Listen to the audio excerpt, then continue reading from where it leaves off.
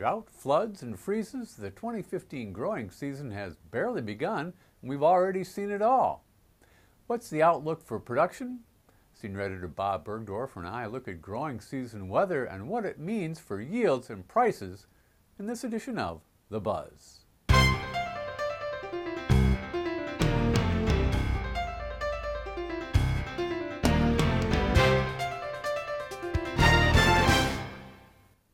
Forecasting volatile grain markets is never easy.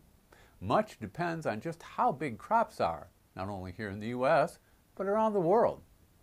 USDA surveys fields and growers, but those estimates don't begin until crops are nearing maturity, in August, for example, for corn and soybeans.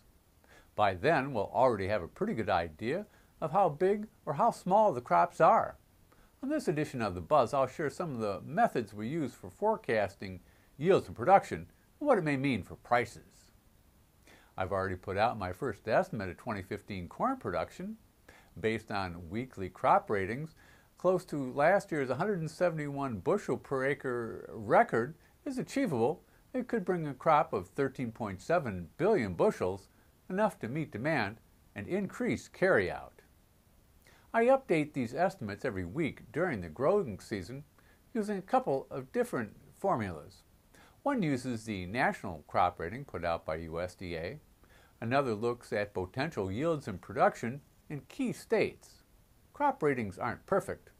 Observers in each of these counties whose work puts them in close contact with production assess the conditions, but figuring out what's happening in years of extreme weather like 2012 can be difficult. Still, this system works fairly well overall. USDA has released its first survey of winter wheat production on May 11th, putting the crop at 1.478 billion bushels. My estimate, made using a crop ratings model, differed by only 7 million bushels, or less than 0.5%. For 2014 soybeans, my state-by-state yield model put the yield at 47.3 bushels per acre, while the nationwide formula came in at just under 48 bushels per acre. USDA's estimate was 47.8, very close to the national formula.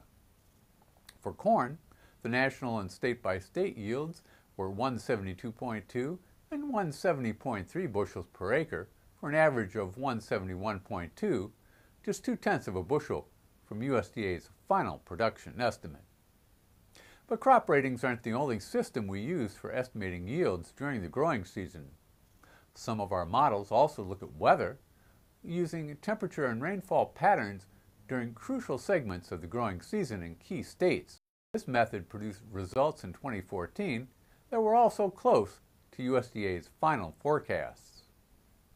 Using weather data is especially important for forecasting production in key growing regions around the world that compete with the U.S. for export markets.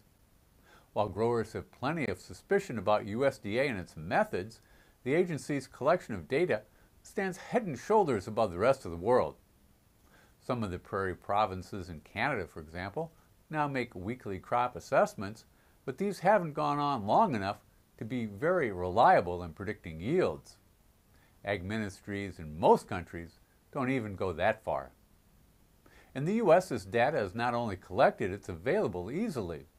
That's true of weather data also thanks to the National Weather Service, which provides a vast array of not only temperature and rainfall patterns around the world, but makes forecasts available too. Using the same type of geographic information system farmers use to make yield maps of their crops, we can take this data and analyze yield potential around the world. In Russia, for example, we currently estimate wheat production at around 2 billion bushels. The jury is still out for spring planted crops, and weather for the rest of the growing season will be key. For corn, summer forecasts call for normal to below normal temperatures and normal to above normal rainfall. Weather around the world could depend on El Nino. Government forecasts earlier this month said there was a 90% chance this warming of the equatorial Pacific could develop this summer, with an 80% chance of it lasting through the end of the year. I asked Senior Editor Bob Bergdorf for what impact that might have on key growing regions. Well, right now, we are already beginning to see some effects of it. One of the conditions in North America, the United States specifically, is the extreme wet weather we're seeing in the south, particularly along the Gulf Coast. That's one of the conditions. Other elements are Southern California should be getting rain, which of course it needs, and Pacific Northwest will be a little drier. As far as the Midwest and so forth, really a very marginal effect in the United States. Brazil, which I know we're always focused on, the soybean areas in the south should get a little above average rainfall, which would be good there. Then for northern areas, which really don't have too many crops, will be a little drier.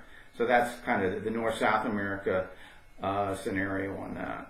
India, probably a little drier, and we're already seeing some talk about the late monsoon there, and that's driving up some of the oilseed markets. And that could evolve into, higher oilseed prices, so forth, because as we know, India is a huge oilseed producer, soybeans and others. Indonesia the same way, big palm oil producer. We could see some dry conditions there. And then, of course, Australia, drought in Australia and in New Zealand is a typical result of El Nino, so that could affect some wheat production there.